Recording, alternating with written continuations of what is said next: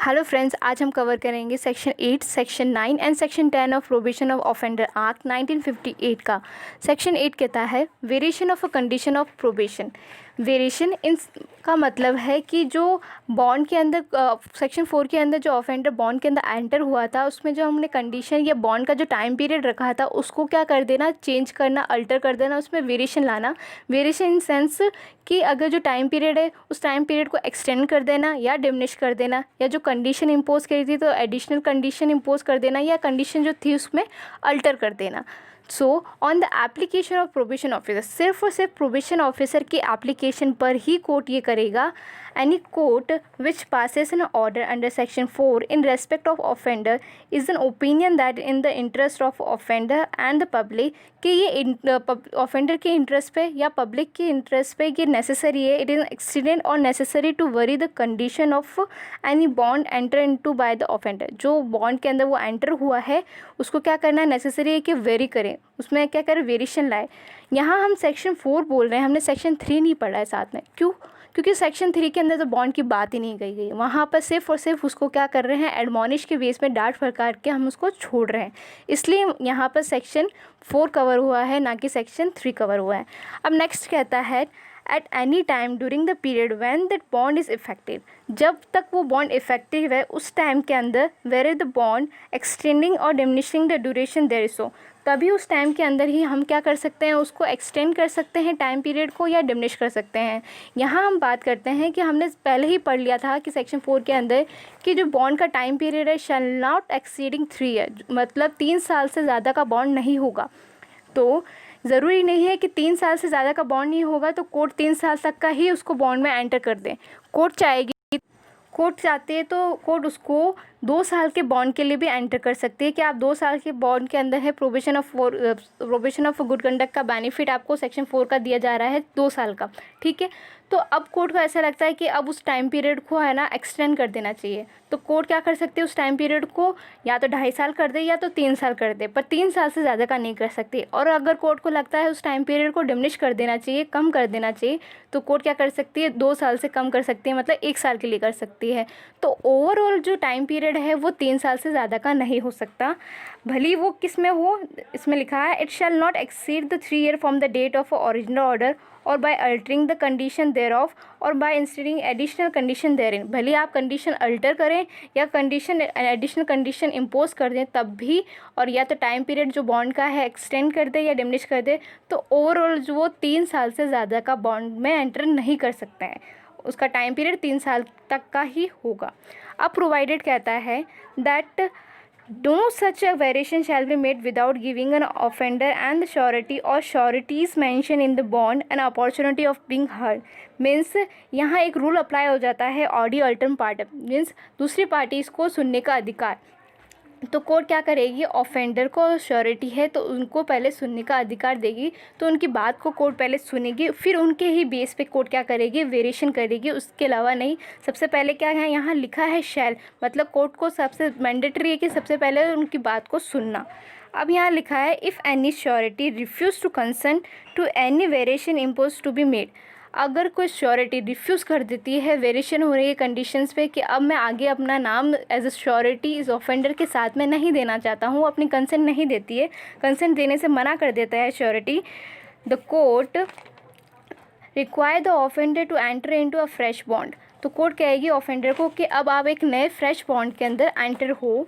If offender refuse, या तो offender refuse कर देता है फ्रेश बॉन्ड के अंदर एंटर होने से, और फेल्स टू डू दैट, मतलब या फिर वो फेल हो जाता है उस करने से, the court may sentence him for the offence of which he was found guilty. तो जो ओरिजिनल जो ऑफेंस था, मीन्स जिसके लिए वो कन्विक्ट हुआ था, तो कोर्ट क्या करेगी, वो सेंटेंस पास कर देगी जिसके लिए वो गिल्टी फाउंड हुआ था ऑफेंडर को।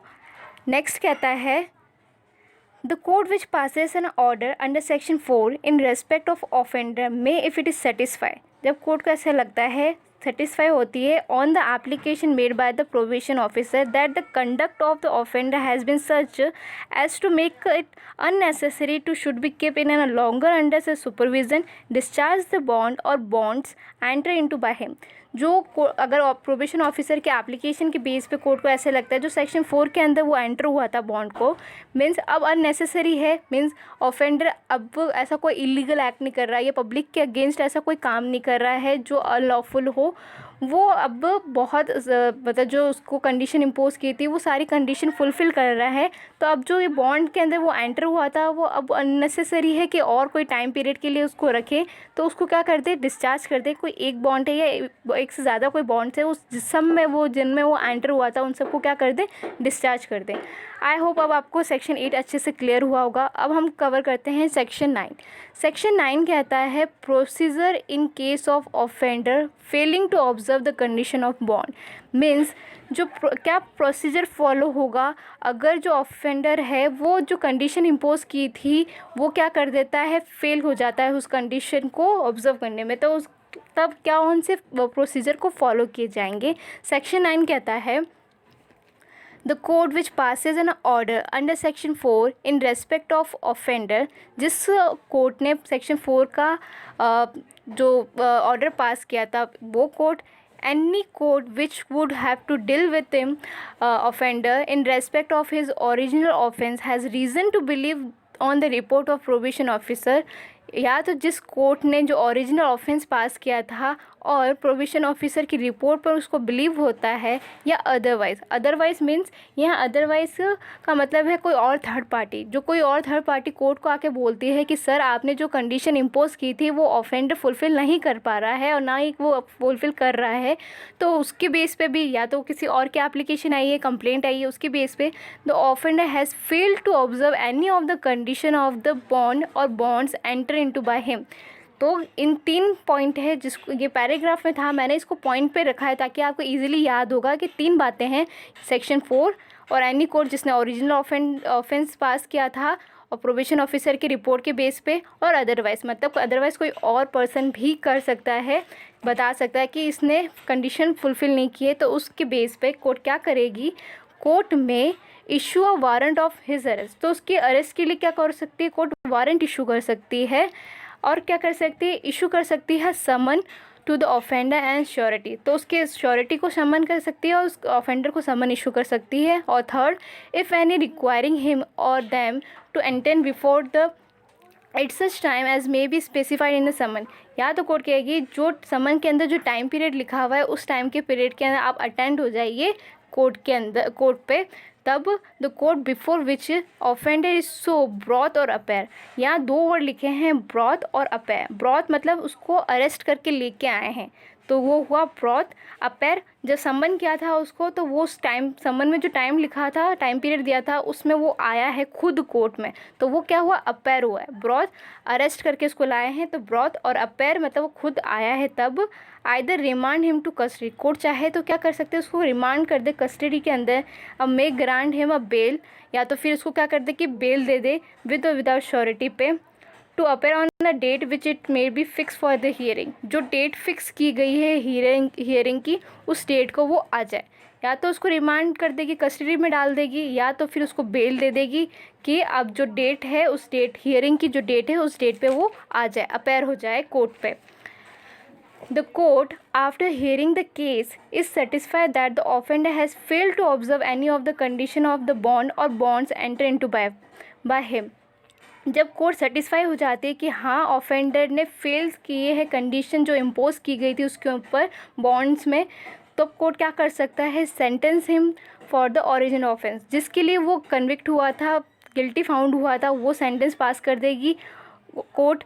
दूसरा कोर्ट क्या करेगी, वेयर द अगर ये जो फेलियर है ये फर्स्ट टाइम है, where the failure is for the first time, the without prejudice to the continuance of in the force the bond imposed upon him a penalty not exceeding 50 rupees. तो court क्या कर देगी उसको, अगर वो first time ऐसा उसने किया है फेलियर, तो उसको 50 रुपये का क्या कर देगी, पेनल्टी लगा देगी। अब ये हम जो अमाउंट सुन रहे हैं 50 रुपये, हाँ बहुत कम है, पर ये एक्ट कब बना है, 1958 में बना है, और अब चल रहा है 2020, तो कितने साल की बात है। तो उस टाइम 50 रुपये की वैल्यू भी बहुत थी, इसलिए उस टाइम की बात है, अभी ये अमेंड हो जाना चाहिए पर अभी हुआ नहीं है।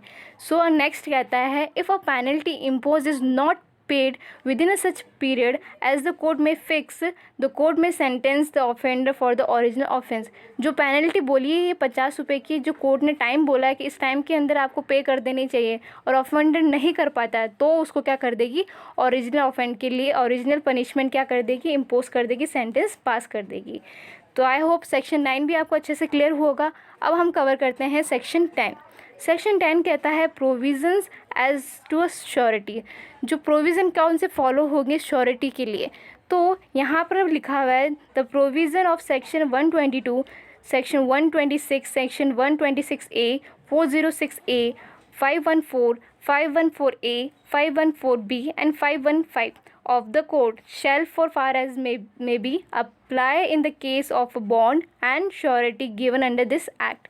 बट अब ये चेंज हो चुका है, अब है chapter 8, chapter 33 and section 373 of the 1973 का, मतलब जो CRPC कोड का मतलब यहाँ है CRPC।